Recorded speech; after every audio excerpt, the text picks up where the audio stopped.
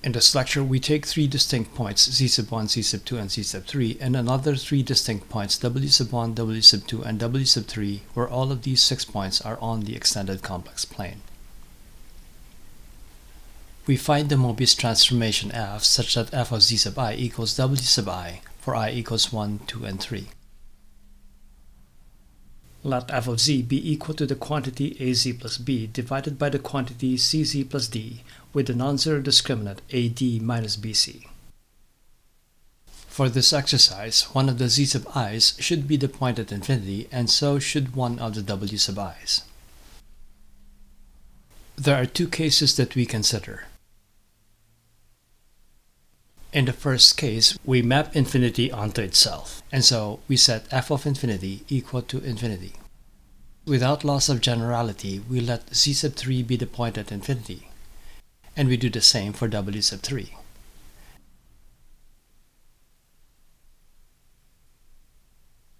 In case 2, we don't necessarily have the point at infinity mapped onto itself. So without loss of generality, let z sub 2 be the point at infinity, so that f of z sub 2, which is f of infinity, is w sub 2, which is finite. F of z sub 3 is still infinity. Let us take a look at case 1. Let's suppose that c is non-zero. We divide every term in f of z by c. We see that f of z will tend to a over c if z tends to infinity.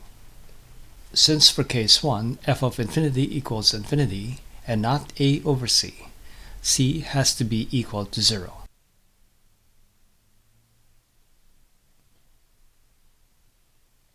The discriminant being non-zero means that ad cannot be 0, and therefore a and d are both non-zero.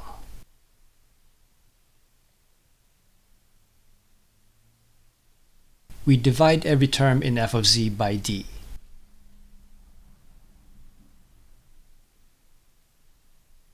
Let a sub 1 be equal to a over d, and let b sub 1 be equal to b over d. Therefore, f of z equals a sub 1 times z plus b sub 1. And so, a sub 1 times z sub 1 plus b sub 1, which is f of z sub 1, is equal to w sub 1. And a sub 1 times z sub 2 plus b sub 1, which is f of z sub 2, is equal to w sub 2. Solving this system of equations for a sub 1 and b sub 1, a sub 1 turns out to be equal to the quantity w sub 1 minus w sub 2 divided by the quantity z sub 1 minus z sub 2, and b sub 1 is equal to the quantity w sub 2 times z sub 1 minus w sub 1 times z sub 2 divided by the quantity z sub 1 minus z sub 2. And so we have a formulation for f of z. We just have to check its discriminant to make sure that f is a Möbius transformation. The discriminant is a sub 1 times 1 minus b sub 1 times 0. The second term is 0. W sub 1 minus W sub 2 is finite and non-zero, since W sub 1 and W sub 2 are distinct and finite complex numbers. The same is true for Z sub 1 minus Z sub 2, so that the discriminant of f is non-zero, and f is indeed a Möbius transformation.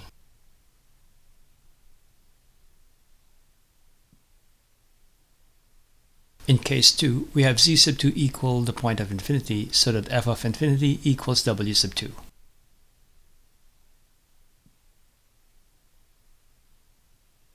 If c were to be equal to 0, as z tends to infinity, f of z, which is az plus b divided by d, would tend to infinity and not the finite complex number w sub 2. And so c has to be non-zero this time. We divide every term in f of z by z. We see that the limit of f of z as z tends to infinity is a over c. Therefore, a over c must be equal to w sub 2. We divide all the terms in f of z, this time by c.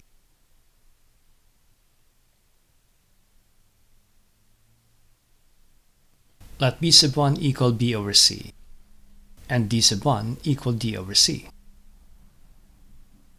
so that f of z equals the quantity w sub 2 times z plus b sub 1 divided by the quantity z plus d sub 1. Since f of z sub 3 is infinity, that is, the limit of f of z as z tends to z sub 3 is infinity, z sub 3 plus d sub 1 must be equal to 0, and so d sub 1 must be equal to minus z sub 3.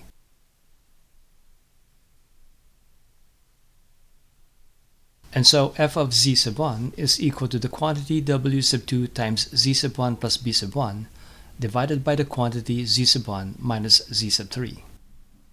And this should equal w sub 1. We solve for b sub 1 and get that b sub 1 equals w sub 1 times the quantity z sub 1 minus z sub 3 minus w sub 2 times z sub 1. And so we have f of z. We just have to check its discriminant.